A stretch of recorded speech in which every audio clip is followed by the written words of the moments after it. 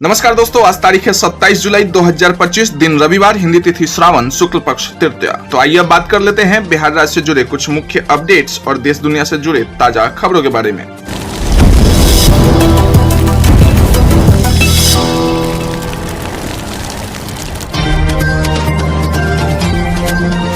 तो दोस्तों आइए अब करते हैं शुरुआत बिहार के मुख्य समाचार के साथ, जैसे कि हैवी रेन अलर्ट। हालांकि 26 से 31 जुलाई के बीच बारिश का तांडव, आईएमडी ने जारी किया नया अलर्ट। बता दें कि मौसम विभाग के अनुसार 26 जुलाई को विदर्भ यानी कि महाराष्ट्र में, छत्तीसगढ़, कोनक और मध्य महाराष्ट्र के पहाड़ी इलाकों में भी बहुत तेज बारिश होने की संभावना है। 26 और 27 जुलाई को पश्चिम मध्य प्रदेश में भारी बारिश हो सकती है। 26 जुलाई को पूर्वी मध्य प्रदेश में, 24 और 27 जुलाई को पूर्वी राजस्थान में भी तेज बारिश को लेकर अलर्ट जारी किया गया है। इसके अलावा अगले 4 से 5 दिनों तक मध्य भारत, पूर्वी भारत, पश्चिमी तट और पहाड़ी क्षेत्रों में मानसून सक्रिय रहेगा और बारिश जारी रहेगी। तो दोस्तों खबरों में आगे, बिहार में पात्र पत्रकारों की पेंशन हुई डबल से भी ज्यादा। हालांकि बता दें कि मुख्यमंत्री नीतीश कुमार की ओर से बिहार में पात्र पत्रकारों के लिए बड़ा ऐलान किया गया है। बिहार पत्रकार सम्मान पेंशन योजना के तहत अब सभी पात्र पत्रकारों को हर महीने 6,000 रूपए की जगह 15,000 रूपए पेंशन की राशि प्रदान की जाएगी। हालांकि पत्रकारों के हित में यह फैसला बेहद ही खास माना जा रहा है। इसे लेकर जानकारी मुख्यमंत्री नीतीश कुमार ने सोशल मीडिया अकाउंट एक्स यानी कि ट्विटर के जरिए पोस्ट शेयर किया है। बता दें कि सीएम नीतीश ने एक्स अकाउंट यानी कि ट्विटर पर लिखा है कि मुझे यह बताते हुए खुशी हो रही है कि बिहार पत्रकार सम्मान पेंशन योजना के तहत अब सभी पात्र पत्रकारों को हर महीने 6,000 रूपए की जगह 15,000 रूपए पेंशन की राशि प्रदान करने का विभाग को निर्देश दिया गया है। हालांकि साथ ही बिहार पत्रकार सम्मान पेंशन योजना के अंतर्गत पेंशन प्राप्त कर रहे पत्रकारों की मृत्यु होने की स्थिति में उनके आश्रित पति या पत्नी को जीवन पर्यटन प्रति माह 3,000 रूपए की जगह 10,000 रूपए की पेंशन राशि दिए जाने का निर्देश दिया है। लोकतंत्र में पत्रकारों की महत्वपूर्ण भूमिका है। वे लोकतंत्र के चौथे स्तंभ हैं और सामाजिक विकास में उनकी महत्वपूर्ण भूमिका है। पत्रकारों की सुविधा का हम लोग शुरू से ही ख्याल रख रहे हैं ताकि वो निष्पक्ष होकर अपनी पत्रकारिता कर सकें और सेवानिवृत्त के उपरांत सम्मानजनक तरीके से अपना जीवन यापन कर सकें। ग्लोबल नहीं, नेशनल टेंडर से छोटे ठेकेदारों को मिलेगा लाभ। ग्रामीण सड़कों के निर्माण को लेकर मंत्री जी ने भ्रम किया दूर। हालांकि दोस्तों बता दें कि बिहार सरकार की ओर से वित्तीय वर्ष 2024 से 25 में 14,036 पंथों की स्वीकृति दी गई है, जिनकी कुल लंबाई 24,480 किलोमीटर है। इसका ऐलान ग्रामीण कार्य मंत्री अशोक चौधरी ने किया। साथ ही इस दौरान उन्होंने टेंडर प्रक्रिया पर उठाए जा रहे सवाल पर भी सब कुछ क्लियर कर दिया है। बता दें कि मंत्री अशोक चौधरी ने यह भी बताया है कि कुछ ठेकेदार गलत कागजात या ब्लैक लिस्टेड कंपनियों के नाम पर टेंडर लेने की कोशिश कर रहे हैं। ऐसे मामलों को चिन्हित कर विभागीय कार्रवाई की जा रही है। इस तरह के ठेकेदारों पर सरकार सख्त है। ऐसा करने वालों पर जल्द ही एफआईआर की जाएगी। अब तक केवल 2 से 3 झारखंड के ठेकेदार और 2 उत्तर प्रदेश से आए हैं। इससे स्पष्ट है कि स्थानीय और क्षेत्रीय ठेकेदारों को पर्याप्त अवसर मिल रहे हैं। वहीं सम्राट चौधरी पर लालू परिवार ने साधा निशाना, मंत्री मदन साहनी ने दिया करारा जवाब। हालांकि दोस्तों बता दें कि डिप्टी सीएम सम्राट चौधरी ने सदन में तेजस्वी को टोकते हुए कहा, आप कौन होते हो बोलने वाला, जिसका बाप जो है अपराधी हो बिहार का, वो क्या बोलेगा। तो इसी बात को लेकर बिहार के उप मुख्यमंत्री सम्राट चौधरी पर जब लालू परिवार ने निशाना साधा तो नीतीश कैबिनेट के मंत्री मदन साहनी ने लालू परिवार को करारा जवाब दिया है। राबड़ी देवी द्वारा सम्राट चौधरी पर की गई आपत्तिजनक टिप्पणी पर जदयू कोटा के मंत्री मदन साहनी ने पलटवार भी किया है। उन्होंने कहा कि राबड़ी देवी को इस तरह की भाषा शोभा नहीं देती, वह मुख्यमंत्री रह चुकी हैं। दरअसल पूर्व मुख्यमंत्री राबड़ी देवी ने शुक्रवार को बिहार विधानसभा के बाहर विशेष गहन संशोधन यानी कि SIR के खिलाफ विपक्ष के प्रदर्शन का नेतृत्व किया। इस मौके पर उन्होंने उप मुख्यमंत्री सम्राट चौधरी और सत्तारूढ़ गठबंधन पर सनसनीखेज आरोप भी लगाए। तो आगे बता दें दोस्तों कि राबड़ी देवी ने सम्राट चौधरी पर कहा कि वो बचपन से बोरिंग रोड इलाके में गुंडाई करता है। बोरिंग रोड चौराहे पर लड़कियों को छेड़ते रहे, वो कैसे दूसरे को गुंडा बोल सकते हैं। एक दिन पहले ही डिप्टी सीएम सम्राट चौधरी ने सदन में तेजस्वी को टोकते हुए कहा, आप कौन होते हो बोलने वाला, जिसका बाप जो है अपराधी हो बिहार का, वो क्या बोलेगा, चलहट लुटेरा हो लुटेरा। सम्राट चौधरी और तेजस्वी यादव के बीच जारी जुबान जंग।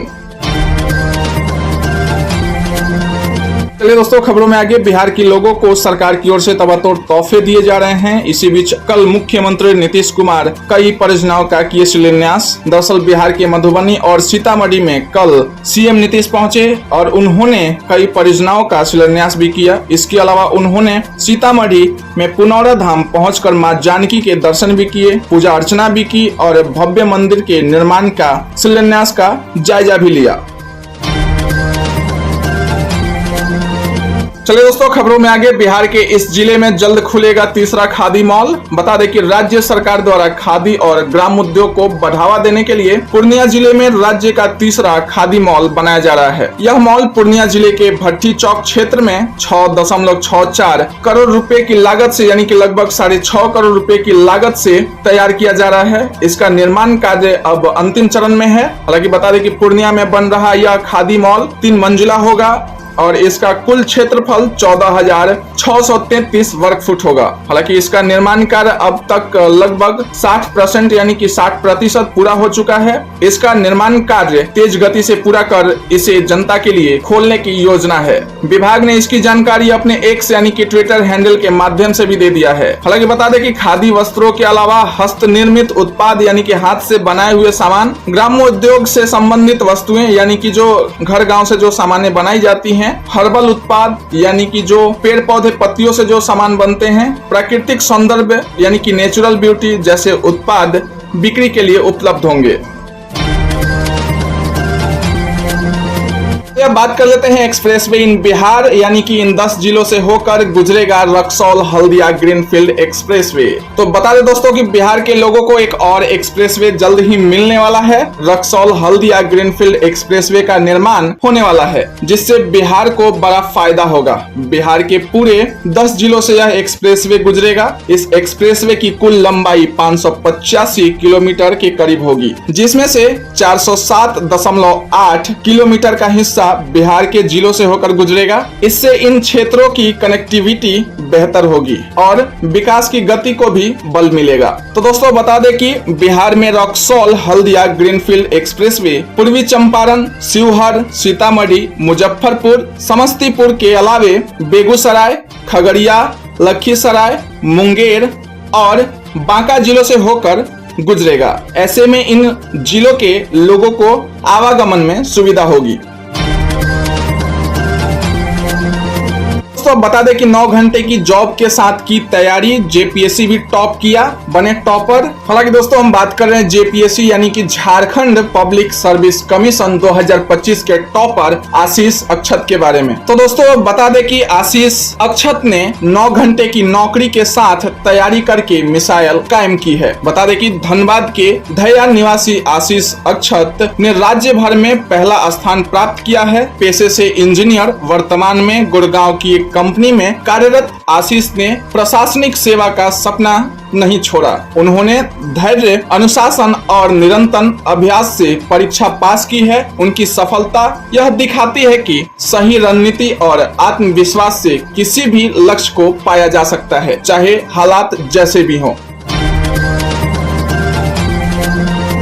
दोस्तों अब बात कर लेते हैं बिहार वेदर यानी कि बिहार के मौसम के हालचाल के बारे में। हालांकि मध्य बिहार से गुजर रही है मानसून टॉर्क लाइन। 4 दिनों तक जारी रहेगा भयंकर आंधी पानी का दौर। हालांकि दोस्तों बता दें कि बिहार में मौसम का मिजाज इन दिनों बिगड़ा हुआ है। कई जिलों में तेज हवा के साथ भारी बारिश का दौर जारी है। ऐसे में लोगों को गर्मी से राहत तो मिली ही, लेकिन उनसे सावधान रहने की भी अपील की जा रही है। इस बीच मौसम विभाग की ओर से बड़ा अलर्ट जारी किया गया है और अगले 3 से 4 दिनों तक बिहार में आंधी पानी का दौर बने रहने की संभावना जताई गई है। हालांकि बता दें कि मौसम विभाग के मुताबिक मानसून टॉर्क लाइन मध्य बिहार से होकर गुजर रही है, जिसके कारण मौसम में बदलाव हो रहा है। वहीं यह भी संभावना जताई गई है कि इस टॉर्क लाइन के कारण अगले 3 से 4 दिनों तक मौसम का मिजाज ऐसा ही बना रहेगा। इससे न केवल बारिश की गतिविधियां बढ़ेगी बल्कि हवाओं की गति भी तेज रहेगी। संभावना जताई गई है कि कई क्षेत्रों में 30 से 40 किलोमीटर प्रति घंटे की रफ्तार से तेज हवा चल सकती है।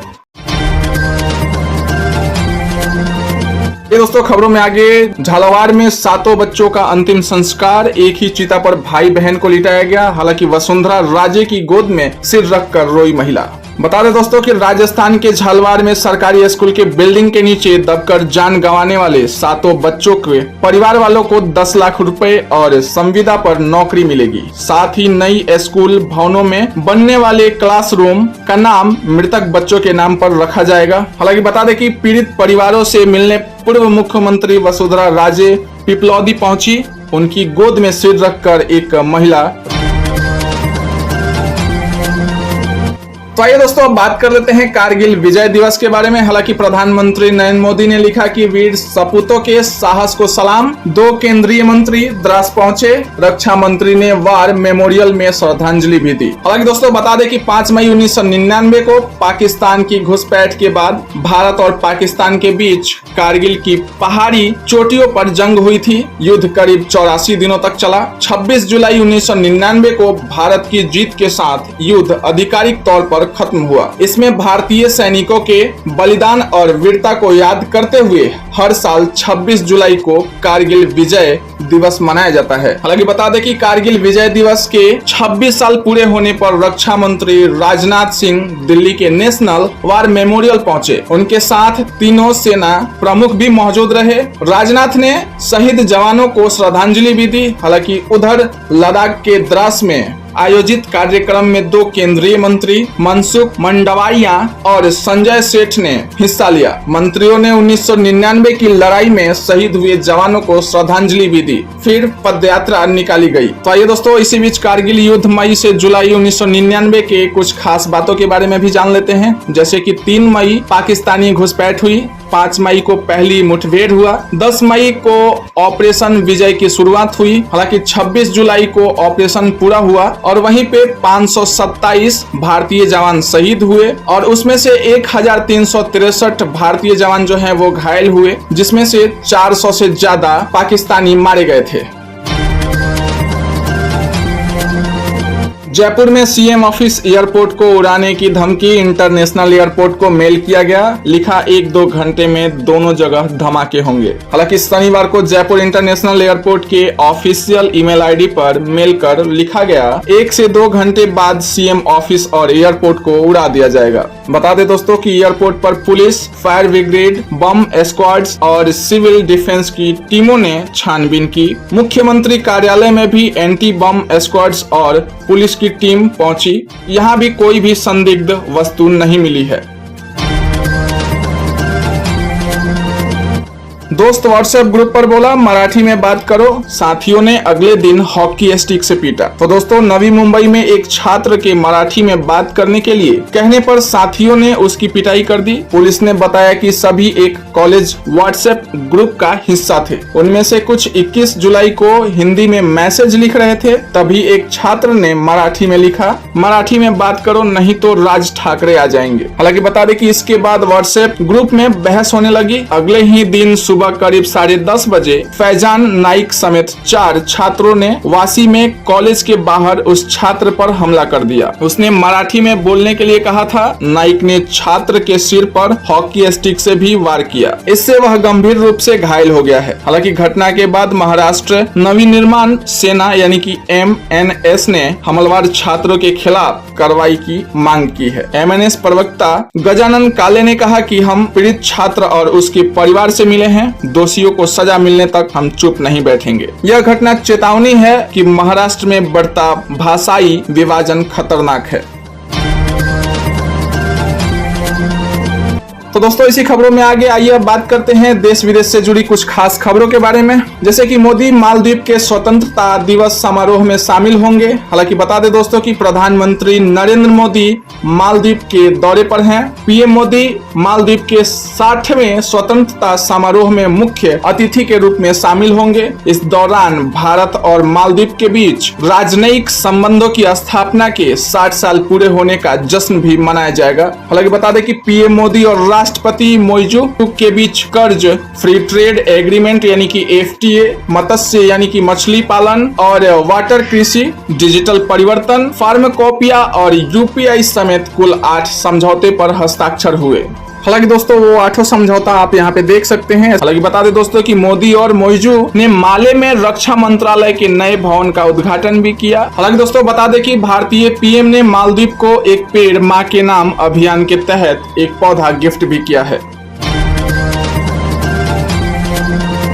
आइए दोस्तों अब बात कर लेते हैं वर्ल्ड अपडेट्स के बारे में। हालांकि लंदन में भारतीय मूल के उद्यमी यानी कि एंटरप्रेन्योर ने पीएम मोदी और स्टारमर को चाय सर्व की। इंस्टाग्राम पे लिखा, यह दिन बहुत ही खास है। बता दें दोस्तों कि लंदन में रहने वाले भारतीय मूल के अखिलेश पटेल एक चाय कंपनी चलाते हैं। उन्होंने भारत के प्रधानमंत्री नरेंद्र मोदी और ब्रिटेन के प्रधानमंत्री कीर स्टारमर को अपनी मसाला चाय सर्व की। अखिल ने इंस्टाग्राम पर लिखा कि मैं UK के प्रधानमंत्री के घर में था, चाय परोस रहा था और किसी ने कॉफी नहीं मांगी। एक चाय वाले से दूसरे चाय वाले तक यह दिन बहुत खास था। हालांकि दोस्तों आपको अगर अखिल के बारे में बता दे तो अखिल ने लंदन स्कूल ऑफ इकोनॉमिक्स से पढ़ाई की है और पहले डेटा एनालिटिक्स का काम भी किया है। 2019 में अपनी दादी की चाय के प्रति प्रेरणा से उन्होंने अमला चाय कंपनी की शुरुआत की।